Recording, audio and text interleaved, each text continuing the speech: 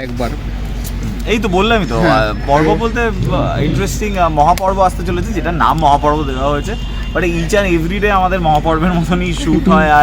আর রূপকথা এর থেকে ভালো কি হতে, মানে যা ইচ্ছা তাই হতে পারে এখানে। কোথায় ফেরি টেলসের মতো গল্পটা আসছে অ্যাকচুয়ালি, কোথায় গল্পটা ছিল এখন যেটা দাঁড়িয়ে গেছে একটা ফেরি টেলসের গল্প, যেখানটায় তোমাকে দেখা যায়, মানে এমনি যেটা দেখলাম প্রোমোতে একটা বিড়ালের মানে লাইক ফেরি টেলসে কি বলবে সেটা নিয়ে?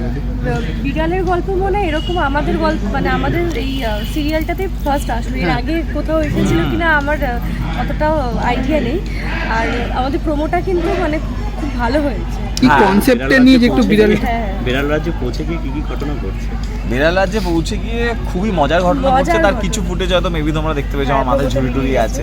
তো একজন ওয়ারিয়ার বা একজন মানে দেবদত্ত ওই ফাইটার, ওই একটা রাফ অ্যান্ড টাফ ছেলে থেকে যে এই মজার একটা চরিত্রে কনভার্ট হচ্ছে, দেন আবার ওর নিজের ক্যারেক্টারে থাকবে। বিড়াল রাজ্যে সব মিলিয়ে মিশিয়ে মজা, ওর আমার বন্ডিং, হিরো হিরোইনের যে একটা বন্ডিং বেরিয়ে আসছে, মানে বেড়ালদের ওই জার্নিটার মধ্যে দিয়ে গিয়ে, ইনফ্যাক্ট তার আগে এবং তারপরে আরও অনেক ইন্টারেস্টিং গল্প আছে। তো সেটাই এখানে কি বলবো, প্রেম তো বলবো না, একটা বন্ধুত্ব, একটা বিশ্বাসের জায়গায় হিরো হিরোইনের একটা টার্ন আসছে। তো সেই সব মিলিয়ে সেটা যদি গল্পের চমক বলি সেটা। আর এছাড়াও তো বাচ্চারা বড়রা এরকম বেড়াল কার না দেখতে ভালো লাগে। প্রোমো দেখে আমার প্রচুর বন্ধুরা বলে যে ও এত ভালো ভালো মিষ্টি বেড়াল। আর আমি নিজেকে দেখিনি, আমি প্রোমোতে নিজেকে দেখিনি আমার কেমন লাগছে, বা ও মেবি হয়তো আমরা দুজন এই নিয়ে আলোচনাই করিনি। এত বেড়াল এখান থেকে চলে এলো, আমরা এখন অ্যাক্টিং করেছি, আমরা জানতাম 2-4টে 5টে এরকম আছে, বাট এটা এত সুন্দরভাবে করা হবে তো ফ্যান্টাস্টিক। যে বিড়ালটা এসে থাবা মারছে, বিড়ালটাকে দেখে ভয় পাবো নাকি কিউটলি চটকাতে যাবো, সেটাই একদম। এটা নিয়ে আমরা বলছিলাম যে ভয়ঙ্কর যে নেগেটিভ বেড়ালটা যে লাস্ট এসে এরকম খাবারটা চালাচ্ছে, তাকে দেখেও আমার মিষ্টি লাগছে। তো আমি যে সিআরকি মারছিলাম, রিংস, তারপরে জুয়েলারি, মানে বিড়াল খুব মজার।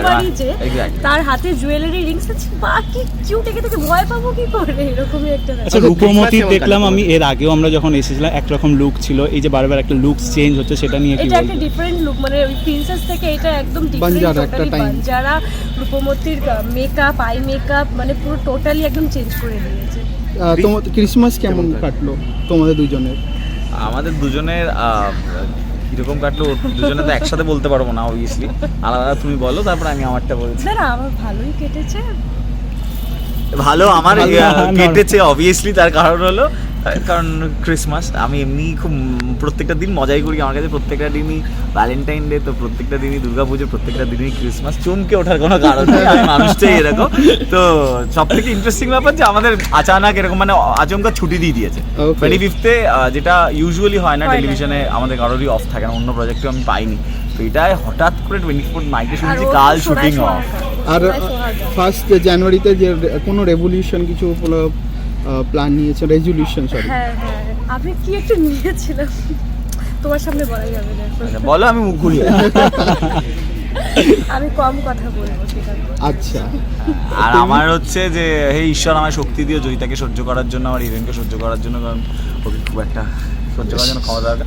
জোকসা পার্ট, এটাই নতুন ইয়ারে নিজেকে নিজে আরো বেটার মানুষ হওয়ার প্রমিস করছি, বা ইচ্ছা তো আছে, আরো ডিসিপ্লিন হওয়ার, আরো ডেডিকেশন বাড়ানোর কাজের প্রতি। এইটা তো একদম মেন। কাকে বলছি? আমি নিজেকে বললাম। ও প্রত্যেক সিরিয়ালে তো আমরা দেখি যারা ফার্স্ট টাইম মিলে বিভিন্ন জায়গায় পিকনিকের আয়োজন করা হচ্ছে, আমাদের সেদিকে এরকম কথা চলছে। আমাদের একটা এক্সট্রা প্রেশার থাকে অন্য শোতে, যেরকম আফটার শুট এডিট হয়, আমাদের তো এডিট হয়, বাট এডিট আর শুটের মাঝখানে ভিএফএক্স পার্ট একটা হিউজ পার্ট, ওটার জন্য লং একটা টাইম চলে যাচ্ছে।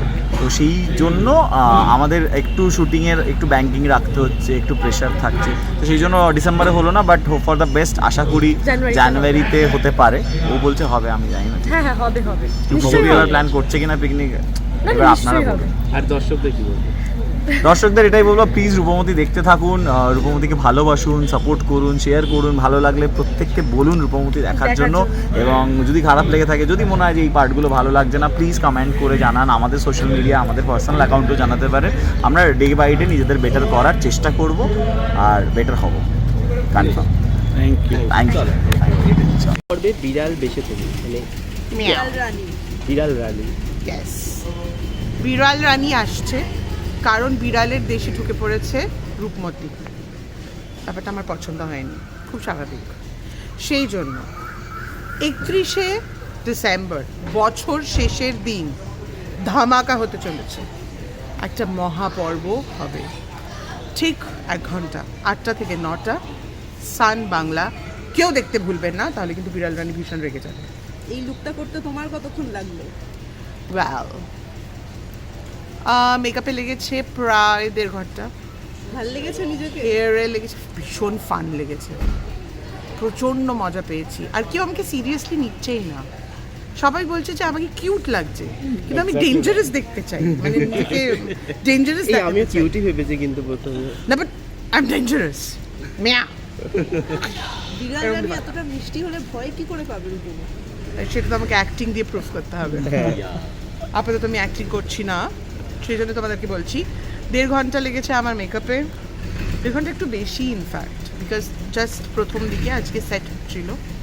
অ্যান্ড হেয়ারে তারপরে লেগেছে প্রায় ওরকম 1 ঘন্টা খানেকের মতন টাইম। কস্টিউমে অতটা টাইম লাগেনি, আর আমি খুব মজা পাচ্ছি কারণ শীতকাল, সূর্য তো উঠছেই না, আজকে তো প্রায় ওঠেইনি, আর এই সমস্ত ফারি জিনিসপত্র পরে আমি ভেরি হ্যাপি। এগুলো তো পরে খুব আরাম, শীতকালে দারুণ মজা লাগছে, থ্যাংক গড এটা গরমকালে হয়নি। আচ্ছা, এরকম নেগেটিভ চরিত্র তোমাকে করতে হয়, কিন্তু বাস্তব জীবনে প্রত্যেকের কাছে আমরা শুনতে পাই যে অরিজিৎ দি ভীষণ একজন মজার মানুষ এবং খুব ভালো মানুষ। সেখানে you. কতটা টাফ হয় তোমাকে এরকম একটা এই নেগেটিভ চরিত্রগুলো করতে?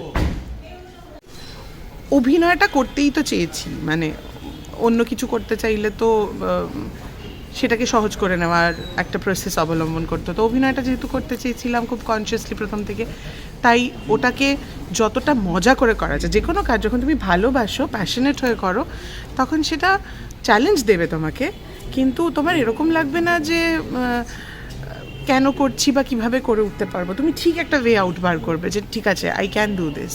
তো সেইটা আমার সব চরিত্র সময়ই হয়, যে ম্যাক্সিমাম সময় আমি আমার চরিত্রের উল্টো অন্য রকম চরিত্রগুলো প্লে করি, এবং সেই সময় আমার ওই চ্যালেঞ্জটা নিতে খুব ভালো লাগে, মানে that's like a game for me.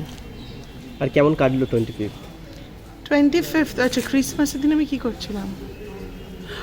ক্রিসমাসের দিন আমি 24 তারিখ রাত্রিরে আমি একটা ছাদ পিকনিক হয়েছিল, সেইখানে ছিলাম আমার পাড়ায় বন্ধুবান্ধবদের সাথে।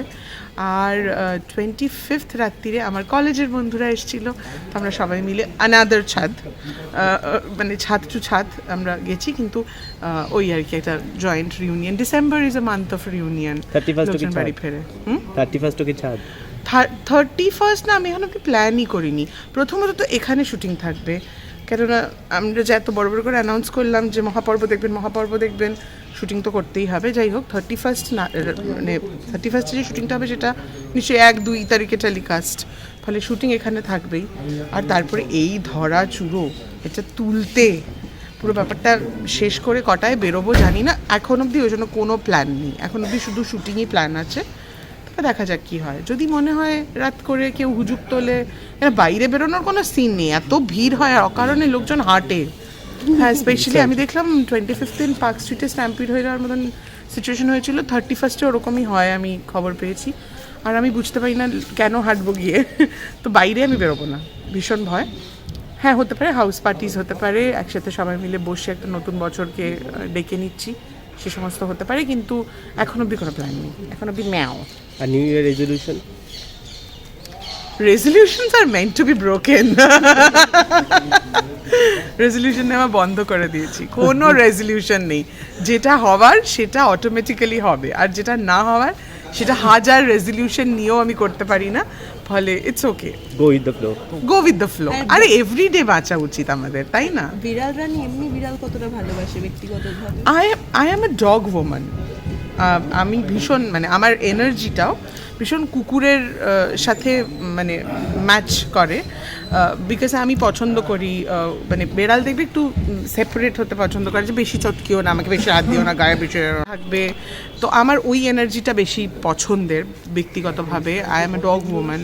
আমার প্রচুর কুকুর বন্ধুবান্ধব আছে, আমার বাড়িতে আমার মেয়ে আছে, সেও কুকুর, তো মানে সে নামকাওয়াস্তেই, সে শুধু কথাটা এখন মুখে বলছে না, বাকি তো সব রকমভাবেই ও যা বলার বলে, তো ফলে I am more of dog woman. বেড়াল আমি খারাপ বাসি না ডেফিনেটলি, বাট ওই আর কি, মানে ওরা যেহেতু আমার কাছে কম আসে, আমি ওদের কাছে কম যাই, কিন্তু এখন আমাকে বেড়ালদেরকে অবজার্ভ করতে হবে, আমি যা বুঝতে পারছি। আর দর্শকদের শেষে কি বলতে? দর্শকদের এটাই বলবো যে অবশ্যই রূপমতি দেখবেন, সেটা প্রথম কথা যেটা বলবো, কারণ অনেক পরিশ্রম করে, অনেক কষ্ট করে আমরা এইরকম এক একটা মানে অবয়ব নিচ্ছি এবং সেই চরিত্রগুলোকে আপনাদের সামনে প্রেজেন্ট করার চেষ্টা করছি। রূপমতি খুব মজার একটা কাজ, হ্যাঁ, বিভিন্ন রকম রূপকথার গল্প, তার ক্যারেক্টার্স সব মিলেমিশে থাকে, আর এই রকম সুন্দর সহজভাবে মানুষকে শিক্ষার কথা বলে যাওয়া বা খুব একটা অন্যরকম ড্রিমি ল্যান্ডে থাকার মতন গল্প আজকাল বলা কম হয়, আর আমরা ভীষণ জটিল হয়ে গেছি মানুষরা। তো একটু আনন্দ পাওয়ার জন্য অবশ্যই, এবং 31st আপনাদের জন্য স্পেশাল মহাপর্বের বন্দোবস্ত আমরা করে রেখেছি, তো সেই দিক থেকে অবশ্যই আপনারা সেটা দেখবেন। আর যেহেতু নতুন বছর তারপরেই আসছে, আমি সবাইকে বলবো যাদের যাদের রেজলিউশন নেওয়ার ইচ্ছা আছে নিন, এবং প্লিজ ভাঙবেন না, সেগুলো পুরো কমপ্লিট করবেন।